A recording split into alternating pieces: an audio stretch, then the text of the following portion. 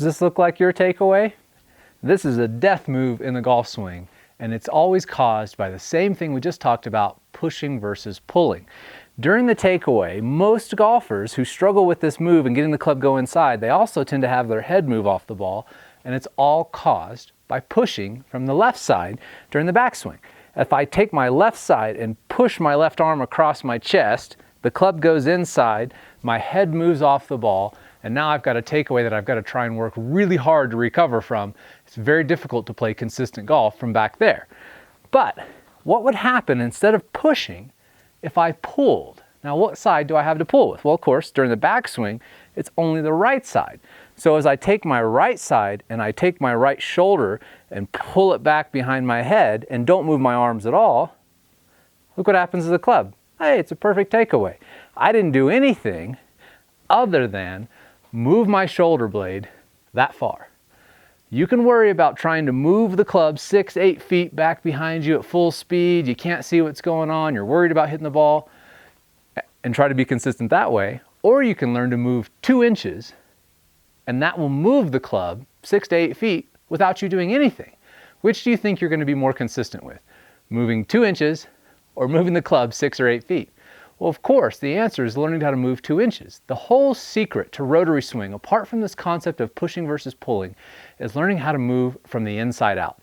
Your body dictates what that club is going to do. Your brain and your muscles move that golf club. And so what you should focus on is the stuff that's moving on the inside first. And that, during the takeaway, all you need to focus on is 2 inches of shoulder blade movement.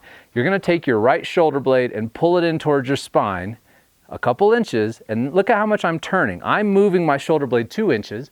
That moves my shoulder 6 to 8 inches. That moves my hands a couple feet, which in turn moves the club 8 feet.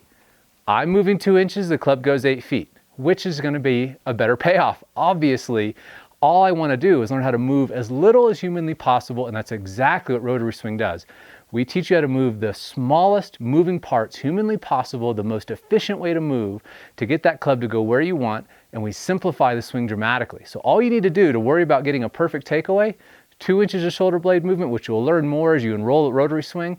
But first I want to show you a quick preview of another video that talks more about this and illustrates how much the head tends to move when you start pushing instead of pulling.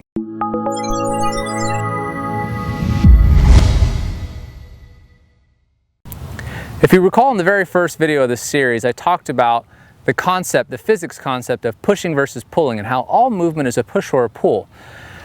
When it comes to the golf swing, as we've gone through this video series, it's a critical concept that you understand pushing versus pulling, and that applies right for the first foot that you move the club off the ball, and we're going to talk about the takeaway with that. So I have my assistant here, Chris, and I'm going to have him hold this club against his shoulders, and I'm going to have him just stand there without doing anything, and I'm going to move him around. I'm going to be his force of movement, as we talked about in the first video. So the first thing I'm going to do is I'm going to push him from either side. So as I push him, oh, don't fall too far off. I'm going to push him off here, and then I'm going to push him from this side, and you're going to notice that his head is going to tend to want to move around. Now watch what happens when I pull from the other side. Now when I pull, notice how his head stays really centered, and he's not moving around much at all.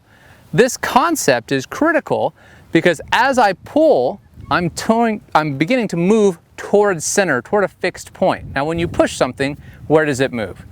A push can move in any direction away from center. It's always moving away from the force of movement, and a pulling motion is moving toward the force of movement. So if you remember my little toy truck I had at the very beginning of the first video, that concept is applicable here in the takeaway. If I get Chris to pull his right shoulder back and in towards his spine, it's going to get the club to move out away in the right direction, in the right spot every single time. So Chris, go ahead and get in a setup position here.